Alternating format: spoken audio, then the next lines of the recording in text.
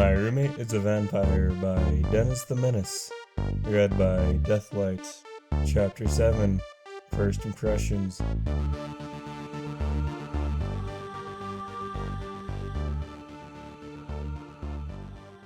I planted a soft kiss on her snout, burying myself into her encircling arms, deep into her comforting embrace, pressing the air against her warm chest. The steady beat of her heart, strong, everlasting, it promised many things.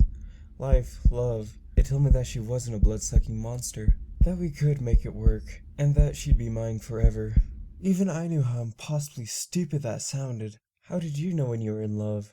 Or that you had ever been in love at all? True love. What does that even mean? These were the thoughts that plagued my wandering mind. I heard her mumble and I felt her shift her legs. She must be dreaming. Akti. Dream of me? How sweet. What does a vampire dream of? Her fangs jutted from her jaw, extended. She was snapping at the air, licking her chops. No, no, she murmured as her face scrunched up. My mind flashed back to that horrifying night. I touched my neck, feeling the bandages wrapped around it. I closed my eyes, whimpering as I recalled with clarity how helpless I felt. What I had seen, what I had smelled, touched, tasted. She loomed above me, a predatory grin spread across her face. Backbenches her canines pierced my flesh. The throbbing in my neck as warm blood oozed from the puncture wounds. The metallic bitter taste of my own blood mixed with her saliva as I kissed her. Her face twisted with anguish, hot, salty tears streaming down her face, her sobs wrecking through her body as I held her. It hit me like a ton of bricks, or more like a buck to the face. She had bit me in the jugular and I almost bled out.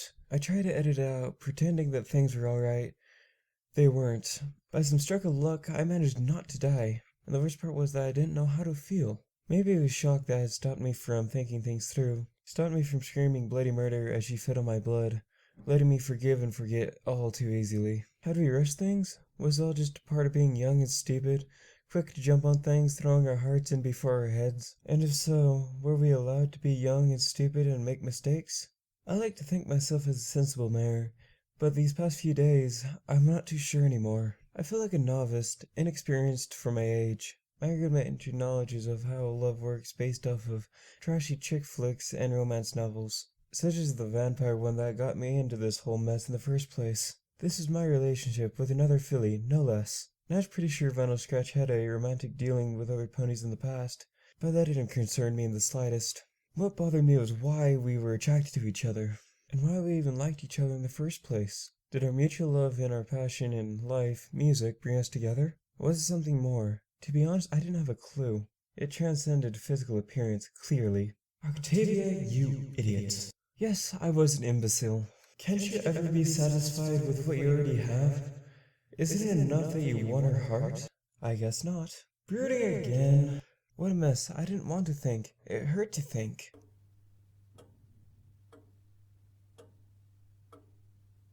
Wake up, sleepyhead. Get up, Final. We got a big day ahead of us. Today was the day.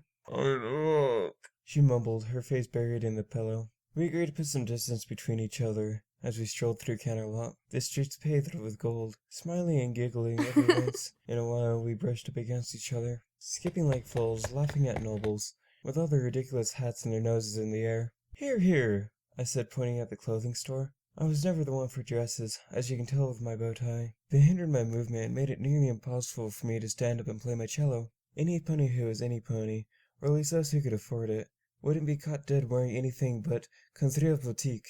We unfortunately could not afford a custom-made dress. I preferred simplicity, and Vinyl disliked wearing a dress altogether. We agreed on a simple evening gown, mine being black and hers being a navel blue. Vinyl stifled her laughter as I was being fitted. However, when I emerged from the changing room, I saw her jaw drop. What? Vinyl's turn. I found myself having to reread out-of-date magazine articles detailing last year's gala. That's Canterlot nobility for you. Never forgive, never forget. It seemed that Vinyl insisted to make the process as painful and drawn-out as possible. The seamstress was having all sorts of troubles with Vinyl, who was seemingly incapable of remaining still for more than 3 seconds. Her hooves tangled up with the measuring tape. After she had been fitted and sent to the changing room, I found myself clipping coupons from the advertisements. Are you done? I bristled. How long does it take to put on a dress? Why do we even have to wear them? She moaned from inside the changing room. Because not wearing them would be indecent, I answered, flipping through the magazine. Even though we don't normally wear clothes anyways. We're always naked. Vinyl, put on the dress. The sound she made was like a pregnant hippo going into labor. How flattering. There's many words to describe her. Delicate? No, not delicate. Hardly. Calling Vinyl Scratch delicate would be like an insult on delicate things, like flowers and Fluttershy. Not graceful either. She was graceful as a cow and was liable to trip over her own hooves. Are you done? She let out a whine. I look so stupid, she sighed. You better not laugh. I will. The door unlocked and she stepped through. My jaw dropped. I told you I looked dumb. She pouted.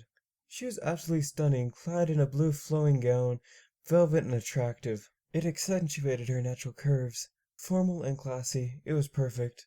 My mouth watered at the sight of her in her dress. Octi? She waved her hoof in front of my face. You look amazing, I whispered. Her cheeks tinted with a faint blush. Thanks, you too. Well, you look the part. Now you just have to act like it, I cried. Now you have to carry yourself with a modicum of grace and sophistication. I struck a violent pose. Octi, what are you doing? The magics. I snatched her away. We go.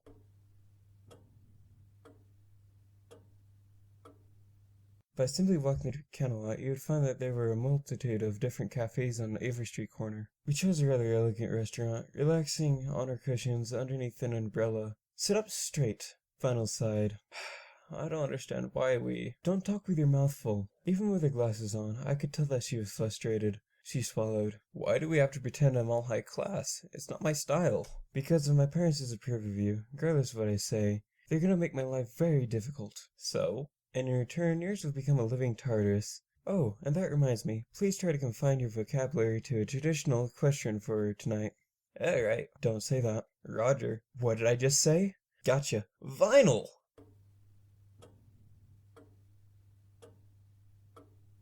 And in a blink of an eye, night descended upon Camelot. The calm before the storm was past, and now we were on rocky waters. After a rather steamy shower session, we both donned our dresses. I hate makeup, Octi. Just bear with it, Vinyl, I said, dabbing a little blush on her face. I look like a clown. She looked absolutely breathtaking, not a clown. And even if she was a clown, she was my clown. I patted her mane affectionately. Now help me put on my tie, I told her. Make sure you hide the bandages. The last thing I need is my parents asking more questions. Using her magic, she fastened it around my neck snugly. I caught her staring at the bandages, her eyes cast down. When she said nothing, I walked over to a mirror and adjusted it. There, not too shabby. You'll only be able to see it if you come up close. She nodded her head grimly. I gave her a quick peck on the cheek. Now come on, and smile! When she gave me a half-hearted grin, I grabbed her cheek, stretching them wide into a painful fake smile. Down the stairs to the first floor of our apartment complex. I hailed for a carriage. As we boarded, I nearly slipped. Vinyl caught me and pulled me up. I blushed furiously. We can't have any of that during dinner, I reminded her. Are you ready? I asked. As ready as I'll ever be. Vinyl shrugged. Reminder not to take too long when ordering. Just long enough. And no alcohol. Or blood. I giggled. Shh. Vinyl grinned. Are we going to that snooty upper crust place again? I sighed. Yes, Vinyl. How are my eyes? Beautiful. She rolled hers. We sat in silence for the rest of the short ride. A long line of ponies stood outside the fancy restaurant, waiting for a table. We had already been informed that reservations had been made. As we strolled in, we saw ponies murmur and mock our dresses. The interior architecture was royal, almost as elegant as the royal connotations in the castle. Dimly lit and crowded, the color palette of the tables and chairs and curtains were gold and ivory. Reservations for Octavia and Vinyl Scratch. He regarded us as if we were bugs and pointed to the furthest corner of the room, not even bothering to lead us there. Dude, you look just like your mom, Vinyl whispered as we trotted. And your dad. I what? I harumphed. Are you telling me that I'm old and wrinkly and have gray hair? Vinyl quickly clarified. No, I mean you're the spitting image.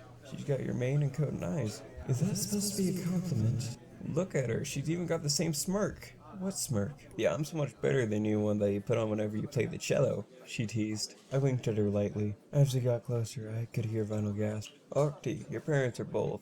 I hushed her. Hello, Octavia, a haughty voice said. There she was, that wretched mare. Hello, mother, I said. Hello, father. Octavia, I'm so glad you could make it, he said pleasantly. His voice was always in that bored tone. And this must be your roommate, she said. Hello, ma'am, Vinyl said smoothly, her voice no longer rough and masculine. Pleased to meet you both. Good job, Vinyl. We took our seats next to each other, but not too close, of course. Just close enough for me to squeeze her hoof underneath the table. I gave her a reassuring smile. She smiled back a bit nervously. I could already see she was sweating bullets. Why is she so nervous? Alright, because I'm nervous. This is gonna be a long dinner.